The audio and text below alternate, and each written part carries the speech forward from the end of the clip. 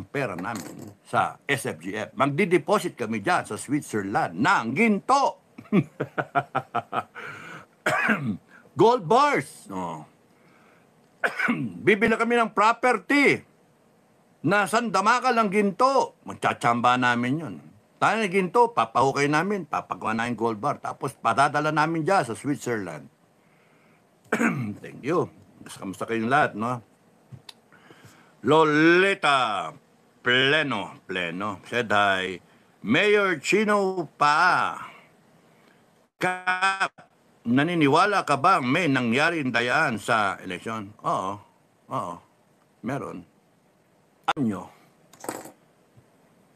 Anything that happens in an election, no, good or bad, is the responsibility of COMELEC. Yes or no? Yes. Okay.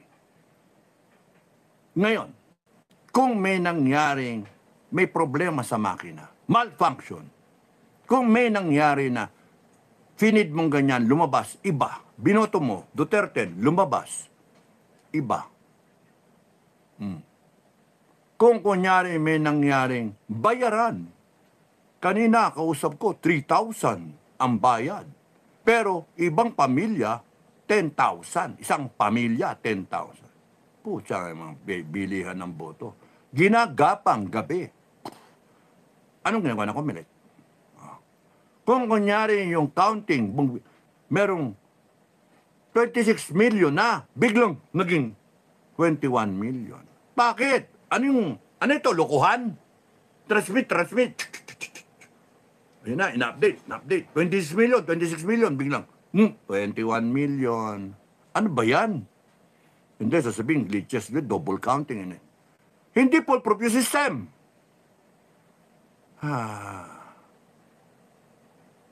Kaya nga, may dayaan as far as I look at it, meron. Because I cannot be fooled easily. Lumitaw ng number 1 ang Bongo. Number 3, ang bato. May sumingit sa gitna nila. Ngayon ang tanong, naging number 1 ang Bongo, naging number 3 ang bato. Doesn't it follow logically na pagka binoto mo si Bato at si Bongo at pati si Marcoleta ay nag-Duterten ka. Boboto mo si Bato at saka si Bongo at saka si Marcoleta, ibig sabihin Duterten ka. Nasaan na si Kibuloy? Nasaan na si Vic Garcia, si Atty. Vic Rodriguez? Nasaan na sila Lambino, si Hinlo, lahat sila? Nasaan na? Kasi pare-parehas yung weight ng boto niyan. Dapat yan, nagaganyanan lang sila. 1 to 10. Kung may sumingit, malayo. Kasi kung merong 10 milyong Pilipino nag-straight Duterte, 10 milyong kagad, pantay-pantay ang boto niyan, lamang sila ng 10 milyon dun sa iba. Ano nangyari?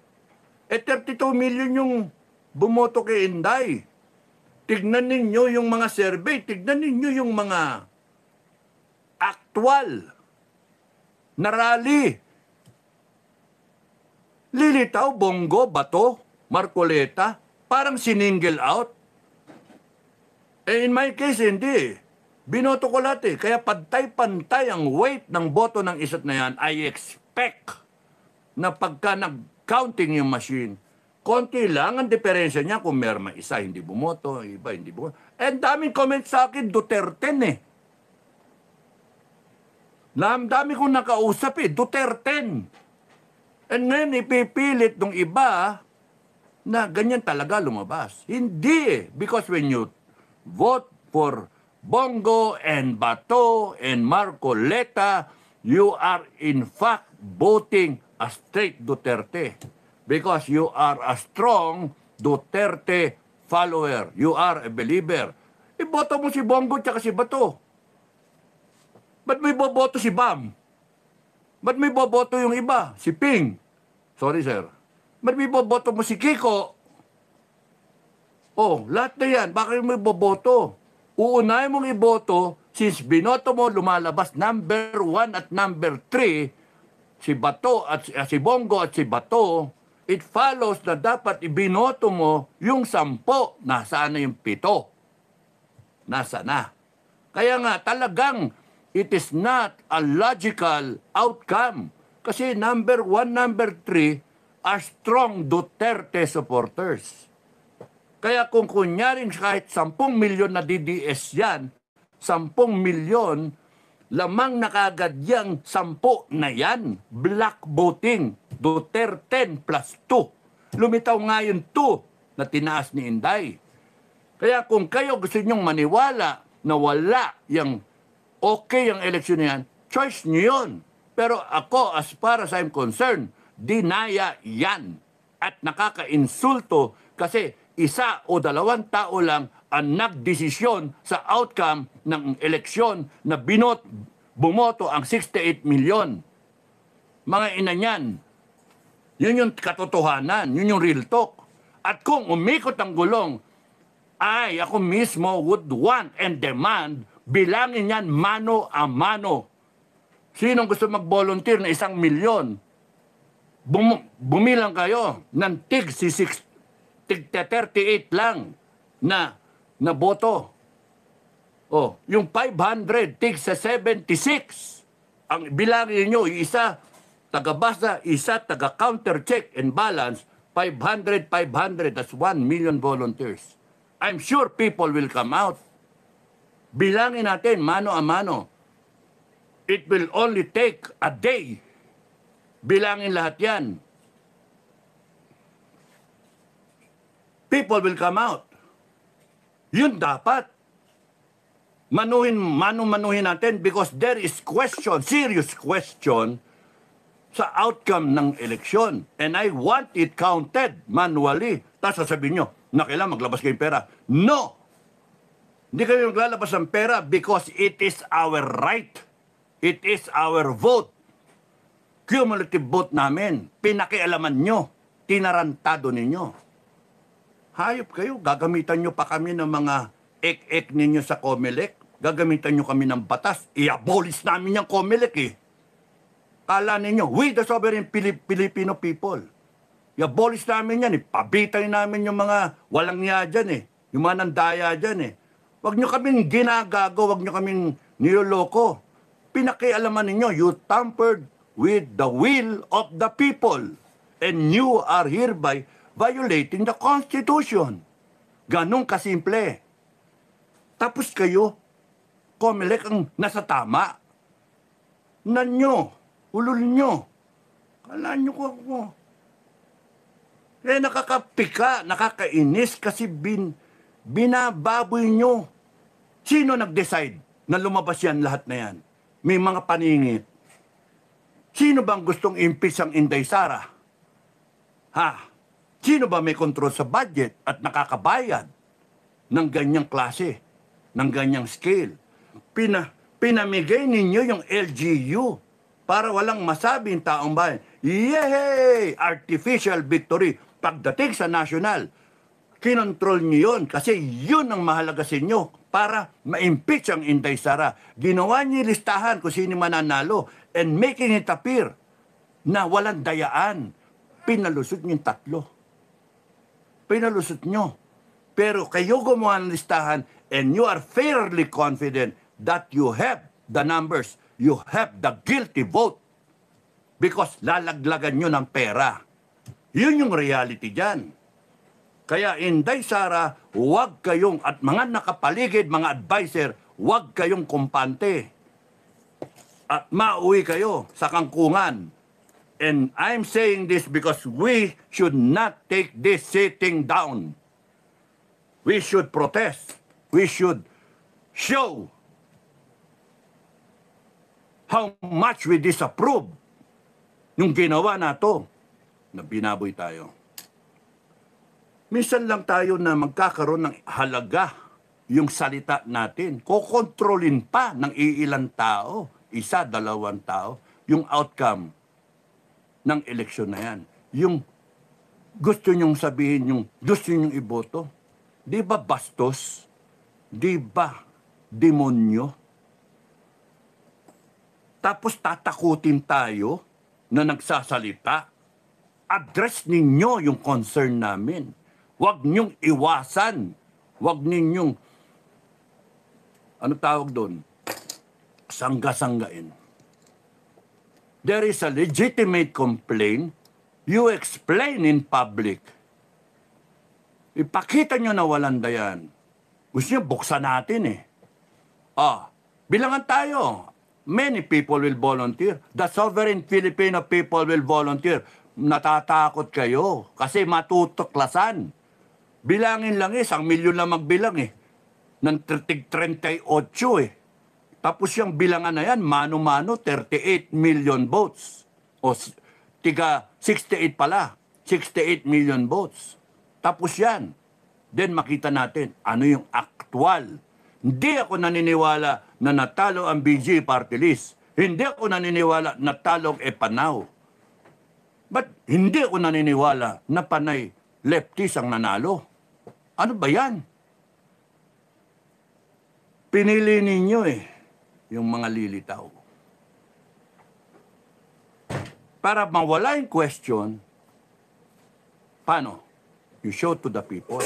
Manu-manuhin natin. Let's have that discipline. Manu-manuhin natin. Bilangin natin. O gusto nyong hintayin ninyo na umikot ang gulong? At talagang mamanu-manuhin namin. Pagka yan, umikot ang gulong. Madam President, parang type ko eh. Ikot yung gulong eh. Tapos manu-manuhin natin to eh. In public, with all the cameras, with all the live. Lahat ng vlogger, tawagin. Both sides. Manu-manuhin natin to, bilangin natin. At pagka natuklasan, under house arrest siyempre, ang mga taga-Comelec. Pagka natuklasan na talaga dinaya nyo, yari kayo sa amin. Walang kapatawaran yan. Ninanakaw ninyo ang kinabukasan ng bansa na ito. Binababoy ninyo ang kagustuhan ng mga Pilipino as the sovereign Filipino people. It became the sovereign voice of just 2 people. Hayop kayo. 2, 3, 4, 5 people. Dinesisyonan nyo kung sino yung lalabas sa itaas, pinabayaan nyo ilalim para little victories, tuwan-tuwa yung tao. Yay, panalo tayo, panalo. Duterte country. Talo yung Cebu. Talo si Trililing. Little victories. And then, wagam, binungkunanan ninyo sa Magic 12. Minagic talaga ninyo. Doesn't make sense. So yun yung sa akin. Inday Sara, you stand up. Madam President, you stand up. Tapusin mo to. Because mayayari ka. Yayariin ka. Now, kung gusto niyo umabot sa ganyan, yun yung gusto niyo eh. Wala kami magagawa. Yun yung problem. Okay? Mayor Chino pa. Yes, naniniwala akong dinaya. Ang daming mga dahilan. Merong nag-overvoting. Ano ba naman yan, overvoting? Ha? That's disenfranchisement. Bumoto yung tao. Hindi na bilang yung boto niya because of overvoting. Sa akin, simple lang yan. In-explain mo. Bigyan mo ulit ng papel. Limited siya. Hindi, may extra lagi yan eh. Bigyan nyo ng papel ulit and then teach them. Puta. It is election time. Ang bida dyan taong bayan, hindi Comelec. Utusan lang kayo. Ang bida taong bayan, importante at sagrado ang boto ng bawat isa. Kung may problema, let him vote.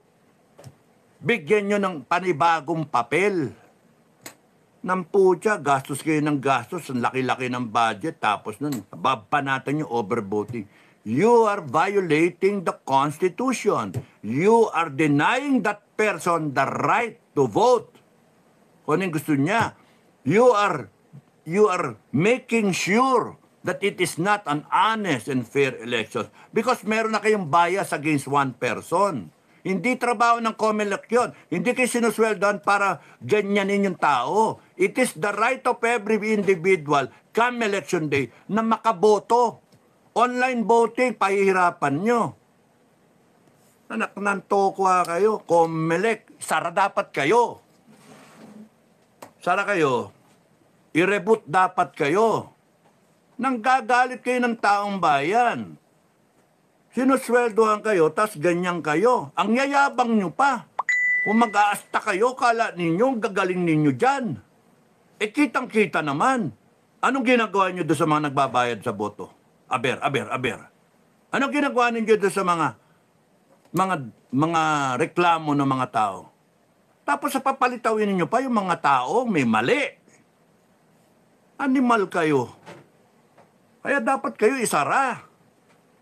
You do not understand na ang boss ninyo taong bayan. You do not understand that you have to protect what each and every Filipino wants to vote, wants to, yung kanyang opinion. In a democracy, it counts. Kaya nga lahat pinaboboto eh. Tapos here you are, dedesisyonan ninyo ng ilang tao, yung outcome.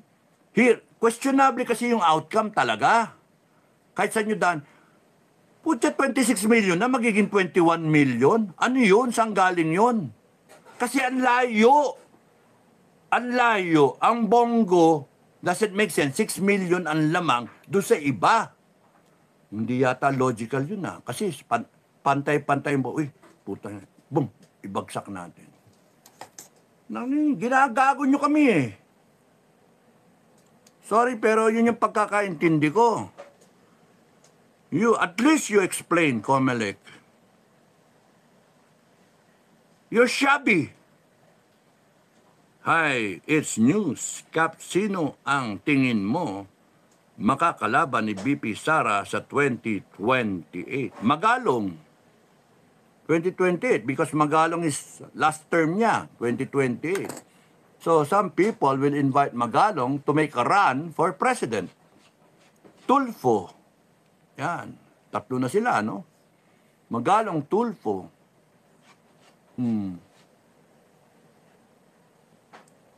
Pero yung BP, dami niyan.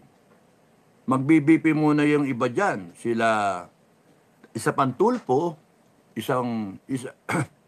baka si Amy, tandem ni isang Marcoleta siguro, sa BP, or mag-isa pang terms, tatapusin ni Marcoleta isang term, tatapusin niya, gagraduate siya. Pero siyempre, may mga constraint iba dyan, yung edad nila eh. So, Magalong has to make a run for it kung talagang national siya.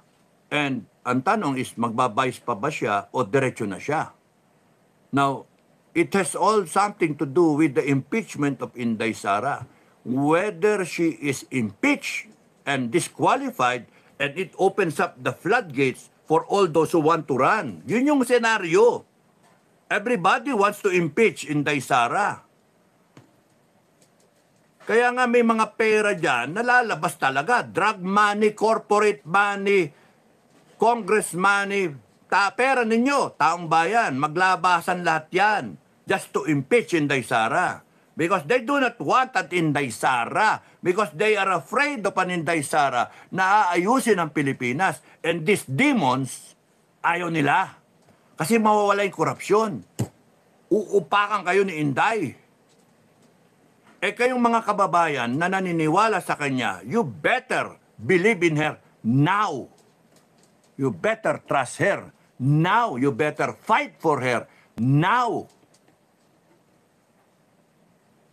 Binubura siya because 2028, takbo yan si Tamba. Oh, ang dami nila. Magalong, Tamba, Tulfo. Sa BP, ang dami. Robin, Bato, Bongo, Amy, maybe. Ang dami. Marcoleta, bakit? Kasi pagka hindi ka naman nanalo, balik eh. Sa Senate eh. Di pa tapos, unexpired term. Takbo ka. Tapos doon, pagka natalo ka, pull back. Doon sa dati mo. You can make a run. Lahat sila sa Senado. Pwede. Yung may mag-a-attempt. And if Inday Sara is impeached, open yung ball game. Lahat sila pwede. Wala eh. Sino?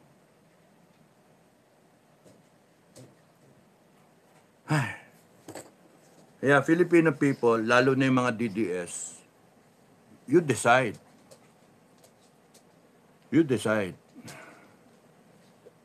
Kayo ang magpapatunay if indeed Inday Sara will be impeached or if she will become the 18th president. Nasa inyo. Nasa inyo. Mayor, thank you. Tama ka dyan, Kap Dado, dapat konti lang diferensya nila. Thank you, Mayor Chino pa.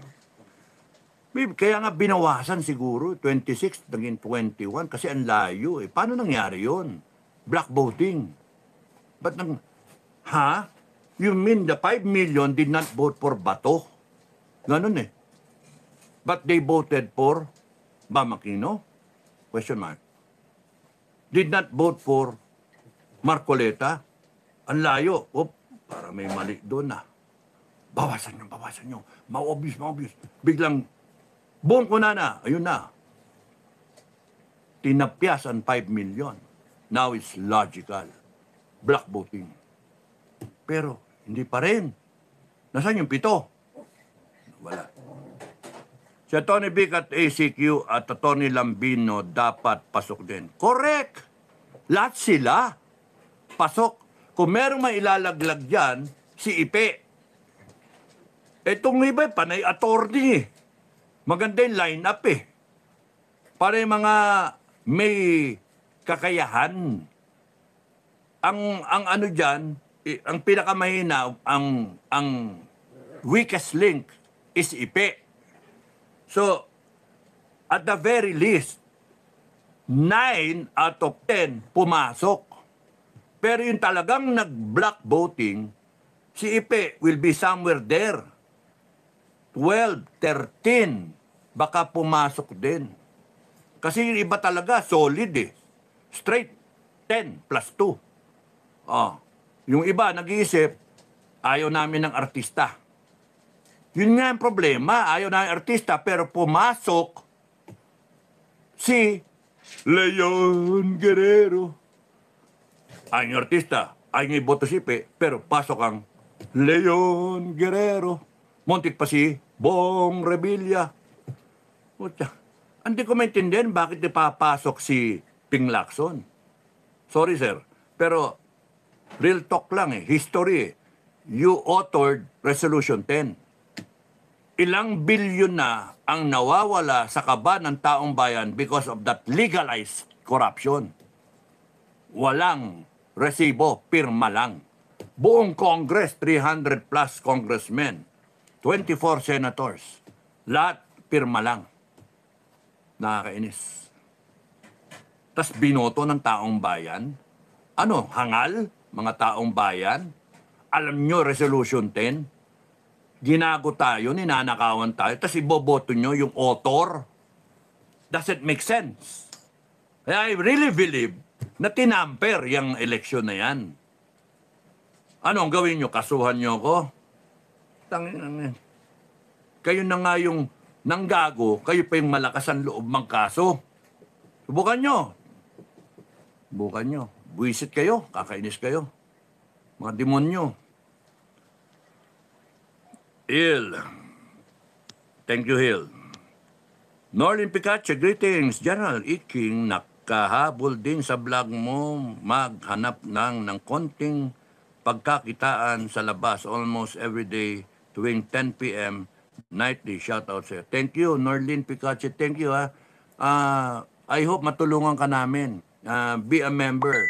Sasagutin ko na yung ano mo, yung shares mo, ha. Sasagutin ko na. 1 share. Sasagutin ko na.